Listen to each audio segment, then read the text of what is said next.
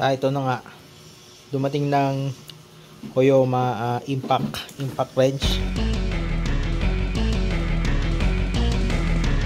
Nakasama parang case. Ito. Yan yung laman. Testingin natin ito kung talagang effective ba to o mabubuksan niya yung panggilid ng ating motor natin. Yan. Yan siyang manual kasama. At dalawang battery pack kasama na at isang charger.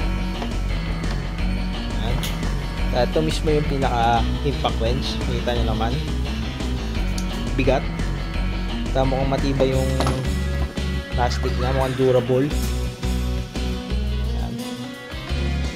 Reverse. Ito yung charger niyang kasama, yung battery. Clip lang yan dyan. Ganun na siya kadali. Kita nyo, ganun. Tapos meron siya parang lock dito. Piniklik lang. Same yan doon sa may kabila, ganun din. Click yan, automatic yan. Medium, low. Okay. May kasama na rin siyang ilaw.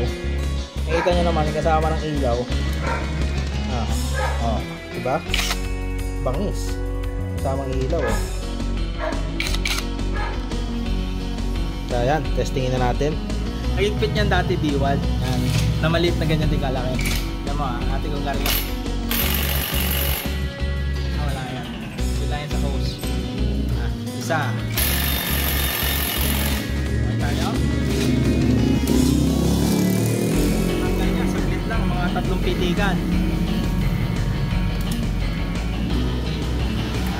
Ilikot naman. Ate.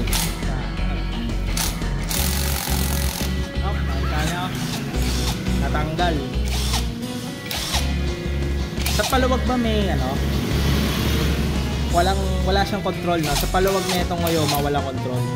Nakaparang medium lang siya. Ito yan. Makita nyo, nagagasgas siya dito. Makita nyo may gasgas na ginamit namin. Matama siya dito kasi masyadong malapit. Kaya kung ayaw nyo magasgasan to, pinagay gumamit na parang adapter. Yan, extender neto.